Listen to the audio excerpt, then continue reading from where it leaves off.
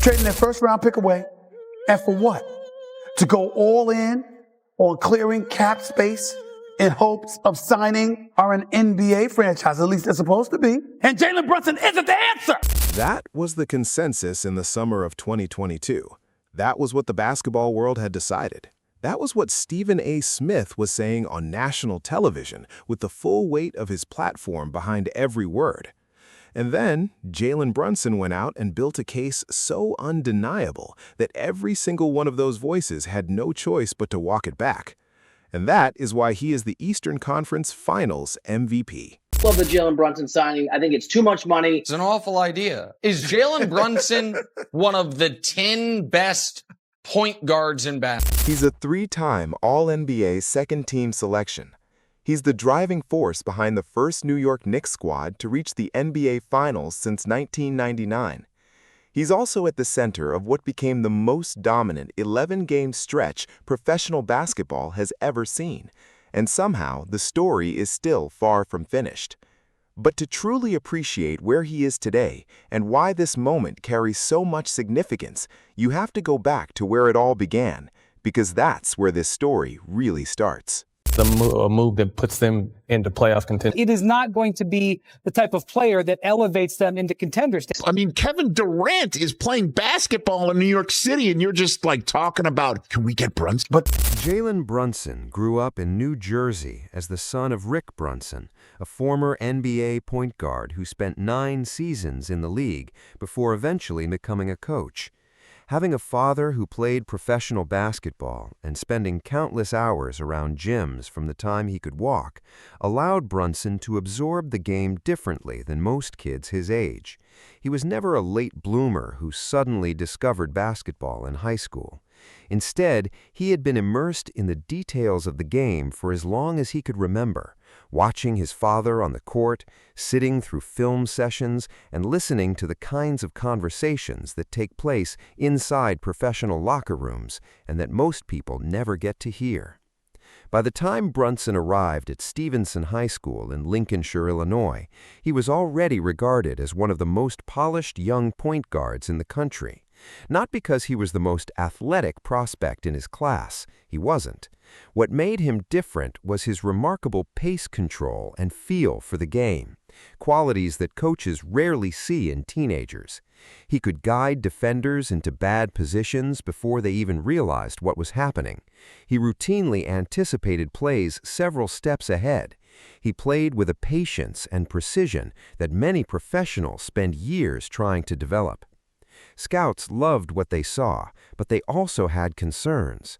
They questioned whether his game would translate against NBA size and athleticism. Reports later suggested that the team's psychologist played a significant role in pushing for the pick.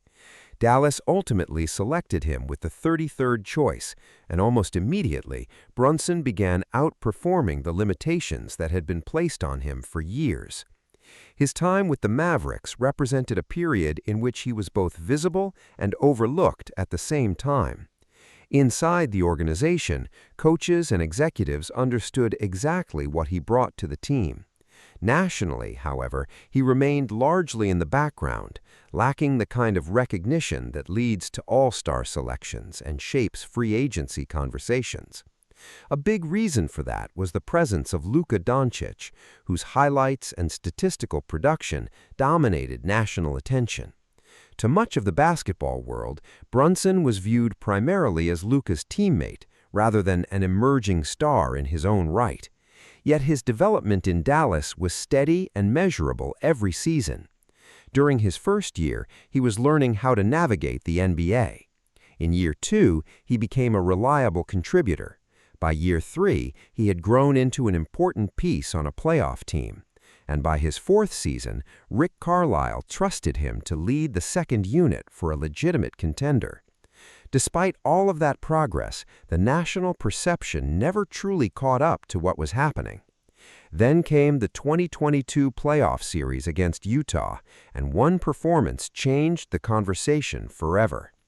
With Luka Doncic sidelined for the opening games of the series, Brunson suddenly found himself carrying the offense, and he responded by averaging more than 30 points over the first 3 games. In Game 2, he erupted for 41 points and completely dictated a playoff matchup against one of the top 3 seeds in the conference. He relentlessly attacked favorable matchups, controlled the pace from start to finish, and looked like the best player on the floor.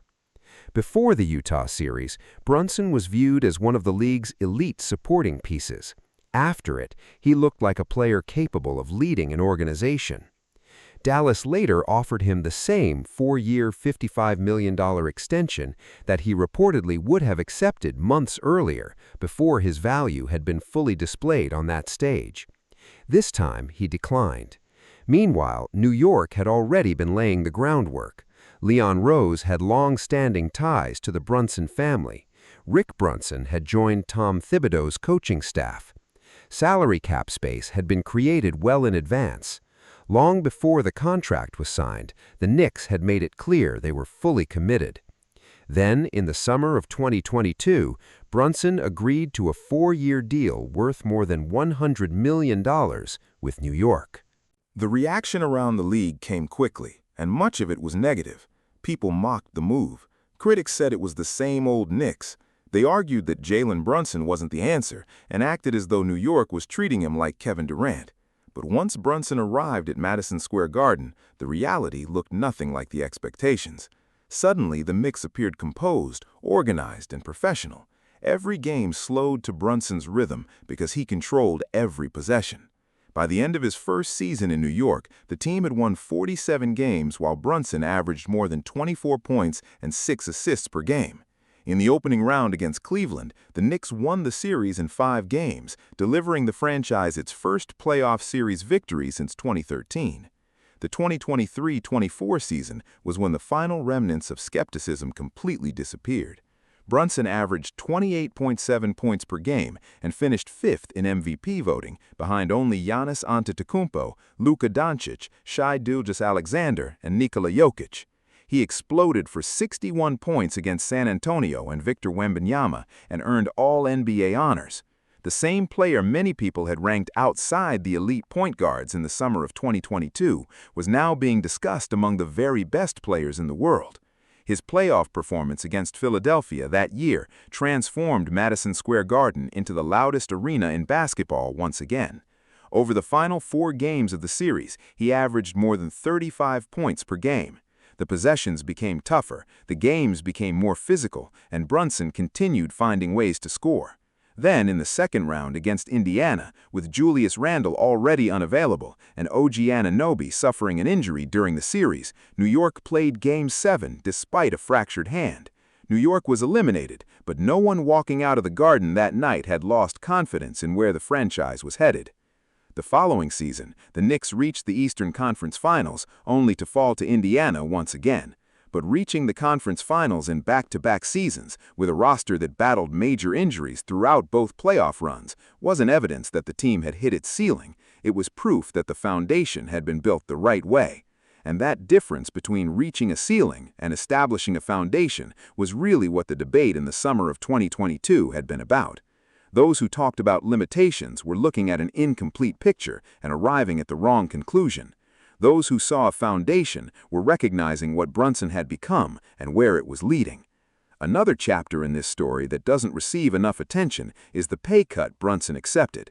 When New York needed the flexibility to retain OG Anunoby, acquire Mikal Bridges, and eventually trade for Karl Anthony Towns, managing the salary cap became extremely complicated. Brunson agreed to a contract extension below his true market value, giving the organization the financial room it needed. A player who averaged 28.7 points per game and finished 5th in MVP voting chose team building over maximizing every dollar available. Without that decision, the roster that later produced the most dominant 11-game stretch in NBA postseason history would never have existed. Mike Brown took over as head coach entering the 2025-26 season, and the changes became obvious. The defense became more connected, the rotations tightened. New York swept Philadelphia, then they swept Cleveland. 11 straight wins followed, producing the best point differential over any 11-game span in professional basketball history. Brunson was named Eastern Conference Finals MVP. the sacrifice he made financially, the roster flexibility it created, the players those decisions brought in, the coaching staff built around that group, and the historic winning streak that followed, all traced back to one player who had spent his entire career hearing that he simply wasn't quite enough. That's why it's worth revisiting the criticism that surrounded him in the summer of 2022, because it highlights something important about how basketball evaluation often fails. Some of the most valuable traits a player possesses aren't easily measured by traditional methods. The people who doubted Brunson weren't necessarily using the wrong process, they were evaluating the wrong qualities. They focused on all-star appearances, size, athletic measurements, and physical tools. What they failed to measure were the things that truly decide games: pace control, shot-making under pressure, elite decision-making in critical moments, and the competitive mentality that shows up when outcomes are hanging in the balance. Those qualities are obvious when watching the film, yet they're almost invisible inside summary statistics. The scouts who viewed him as the 33rd pick weren't seeing the complete player. They were only seeing part of the picture. That gap between what evaluators can measure and what a complete player truly is has defined Jalen Brunson's entire career. Even Stephen A. Smith eventually publicly admitted that he had been wrong about Brunson, calling it one of the biggest misjudgments of his broadcasting career. By that point, the evidence had become impossible to ignore. The 33rd overall pick, the player Dallas failed to appreciate fully until he was gone. The player many believed New York had overpaid for in 2022.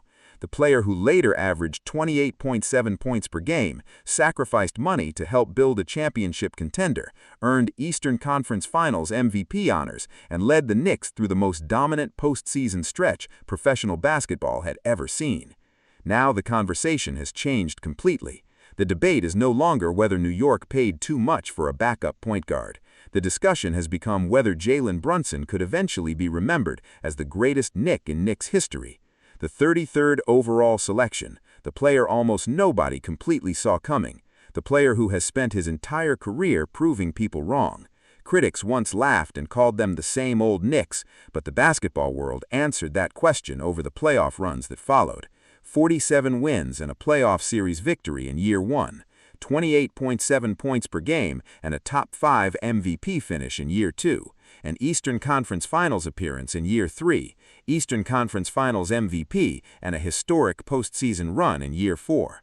That became the answer to whether the 33rd overall pick could be the centerpiece of a championship-caliber franchise, and he delivered that answer on the biggest stages basketball has to offer. Back in 2022, people called them the same old Knicks,